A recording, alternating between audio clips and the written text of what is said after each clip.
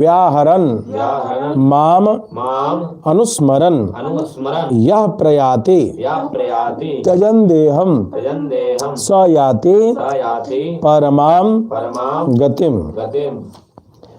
तो इस प्रकार से अब हम लोग ये समझ रहे हैं, जो कैवल्य मोक्ष की प्राप्ति की चर्चा आ रही थी कि परम गति की प्राप्ति किसे हो पाती है। आइए देखते हैं भाष्यकार इसके बारे में क्या कहते हैं।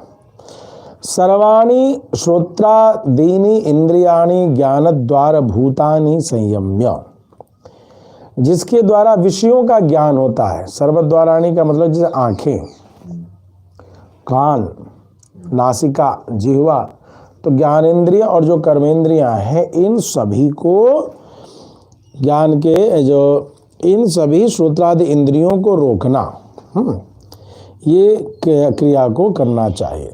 करने से क्या होता है? स्वव्यापारेभ्यो विनिवर्त्य हृदय कमल निविष्टे मयि अक्षरे मनो निरुध्य योगाख्याम धारणाम आस्थितः मयि एव निश्चलाम स्थितिम आस्थितः। अर्थात कि ऐसा होने पर अपने अपने जो इंद्रियां हैं, अपने अपने व्यापार यानी जो जो इंद्रियां करती हैं, उससे निवृत्त कर देते हैं। हृदय कमल निविष्टे, अपने हृदय कमल में बैठे हुए मुझ अक्षर ब्रह्म को, मुझ परमात्मा में मनो निरुद्ध, मन को निरुद्ध यानी रोक दिया गया। निरुद्ध मतलब रोकना, विरुद्ध मतलब विरोध करना। निरुद्ध मतलब एक जगह किसी बात में रुक जाना, निरुद्ध हो जाना, और विरुद्ध मतलब उसको विरुद्ध कर देना। रोधयति रोकना, निरुद्ध मतलब उसके भीतर सन्निहित प्रविष्ट हो जाना, और विरुद्ध मतलब उसको गति को रोकना, और रुद्ध मतलब भी वही कोई रुकावट।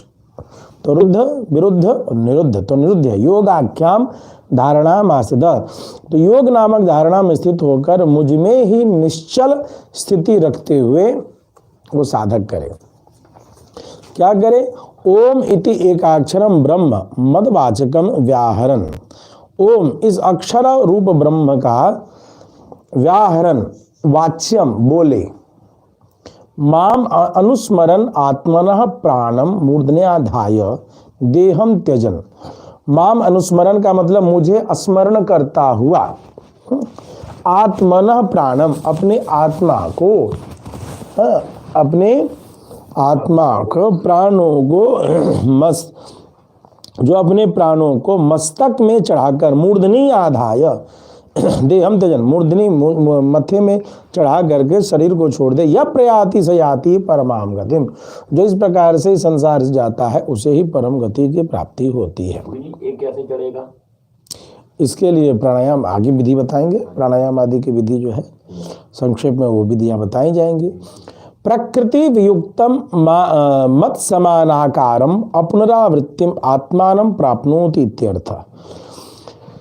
और वो शरीर त्याग करता होता क्या है कि वह परम गति को प्राप्त करता है, अर्थात प्रकृति वियुक्त, प्रकृति से परे, प्रकृति के संबंध से रहित, मत समान आकारम मेरे समान आकार वाले अवस्था को प्राप्त करता है। अपुनरावृत्तिम इस संसार में आने जाने की जो प्रवृत्ति है यह रुक जाती है।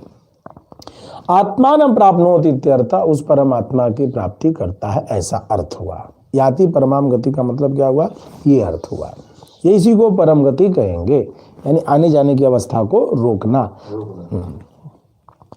यह सर्वेषु भूतेषु नश्यत्सु न विनश्यति अव्यक्तोक्षर इत्युक्तस्तमाहु परमाम गतिम। 8वें अध्याय के 20वें और 21वां मंत्र आगे आएगा जो परम गति की व्याख्या को करेगा। इति अनंतरम एवं वक्ष्यते, आगे इस पर चर्चा आएगी। एवं भाष्यकार यहाँ टिप्पणी कर रहे हैं, एवं ऐश्वर्यार्थिनः कैवल्यार्थिनश्च स्वप्राप्यानुगुणः भगवद उपासन प्रकारोक्तः। इस तरह ऐश्वर्य चाहने वाले और कैवल्य यानी भगवत साक्षात्कार, भगवत प्राप्ति, भगवत अनुभूति चाहने वाले भक्तों को का उनके प्राप्य वस्तु के अनुरूप भगवत उपासना बताया गया। कैवल्य उपासकों के लिए 12-13 में पढ़े, और बाकी के लिए उससे पहले हम लोगों ने 10 से पहले जो कल का प्रवचन था कि उस भाव को प्राप्त करेगा, जड़ भरत आदि का उदाहरण लेकर के वो हमने पढ़ा। अतः 11वें भगवद उपासन प्रकारम प्राप्ति प्रकारम चाह। अब ज्ञानी की भगवत उपासना और भगवत प्राप्ति का प्रकार बतला।